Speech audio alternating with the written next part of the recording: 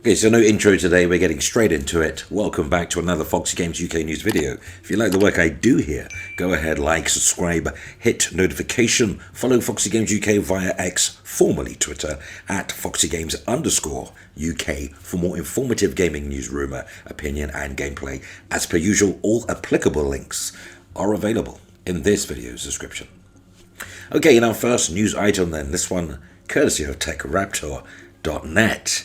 So, CD Projekt Red has announced its financial results for Q3 2023, including some interesting tidbits of information about Cyberpunk 2077, the future, and the Witcher franchise. So we've learned that the expansion of Cyberpunk 2077 Phantom Liberty has now sold over 4.3 million copies, with an estimated attach ratio of around 20%. CD Projekt's executives call this a great result. During the Q&A, the developers explained that the attachment ratio percentage considers only the sales of the base game on PC, PS5 and Xbox Series X and S. So the game has sold around 21.5 million copies across these platforms, excluding PS4 and Xbox One, and total sales are likely to be higher. So all round great news for CD Projekt. Now the developer had around 220 developers working on Cyberpunk 2077, its expansion and the Ultimate Edition at the end of October. Now, this figure will now decrease as they transfer to other projects, and sort of a top organizational change within the company. We've also learned that the team working on Project Polaris, the next Witcher game developed using Unreal Engine 5, is steadily growing and has reached almost 330 developers by the end of last month. CD Projekt expects it to grow to over 400 by mid-2024, which means all hands will be on deck. Now, speaking of financial results specifically, sales were around 442.682 million zloty. That's the Polish currency, I believe, and a massive 80% year-on-year, despite the fact that the same quarter last year was already strong.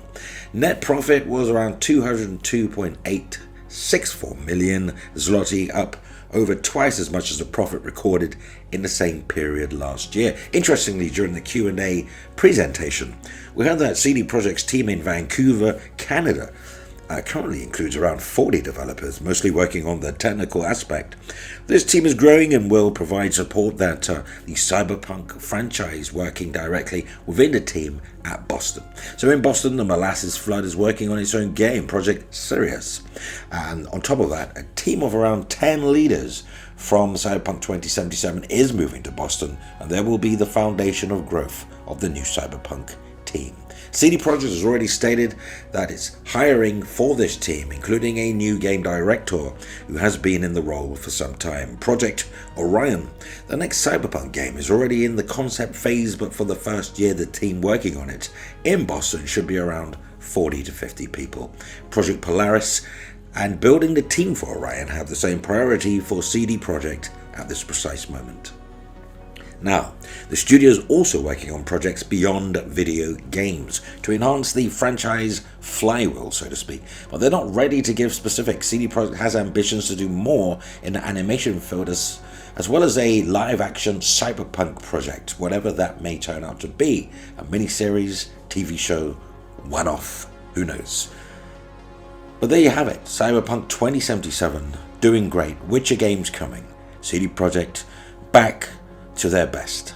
Despite a horrendous launch for the original vanilla version of Cyberpunk, it is now being re-released for next-gen platforms or current-gen platforms, depending where you are in the generation, on PS5 and Xbox Series X.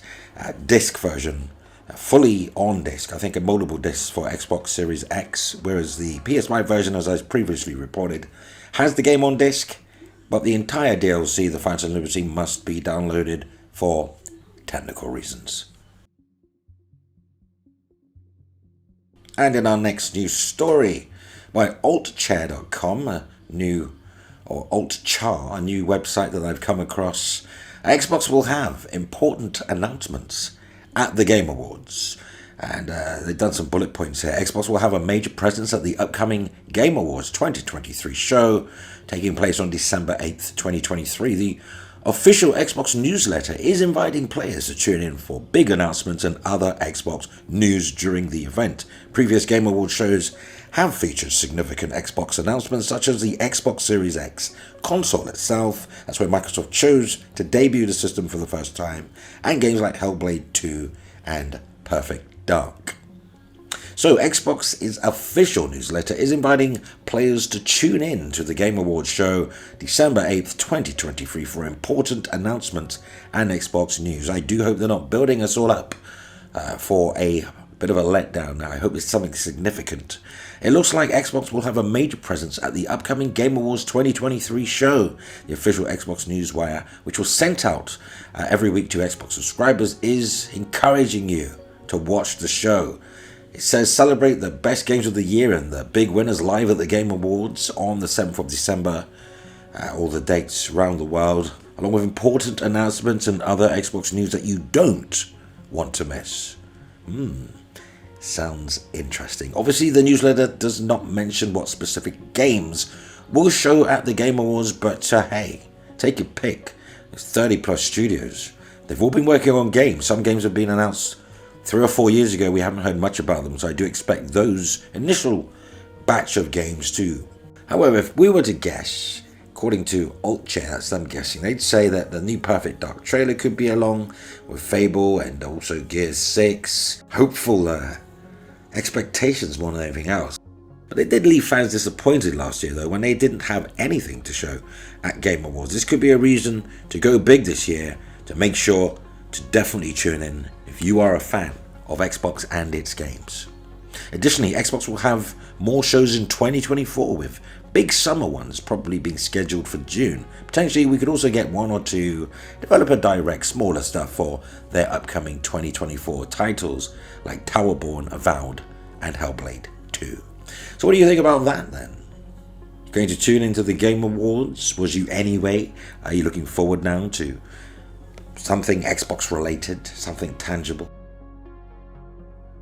So moving on to SonyInteractive.com, their own website, where they have announced NCSoft and Sony Interactive Entertainment have announced a strategic partnership. The two companies are jointly evaluating global collaboration opportunities in various business fields. If you don't know, NCSoft, Korean outlet, I think South Korean. So Sony's been doing a lot of work in that part of the Asian continent. So NCSoft, a global premier developer and publisher, today announced that it has signed a strategic global business partnership with Sony Interactive Entertainment, S to the I to the E. The two companies' CEOs, as Taekjin, I'm going to say his name, butcher it probably, or Mr. Kim of NCSoft and Jim Ryan of Sony Interactive Entertainment, have met and jointly signed the partnership. Under this partnership, NCSoft and SIE will collaborate in various global business fields, including mobile, whatever that will transpire to be. Now, I do know they're working on a game called M, which looks pretty good. A very photorealistic game. Looks like an action cinematic thing. But under the partnership, NCSoft and Sony Interactive Entertainment will collaborate on various games the two companies are evaluating. A range of potential opportunities with the aim to foster strategic synergy, leveraging NCSoft's technical prowess and Sony Interactive Entertainment's global leadership in the entertainment field.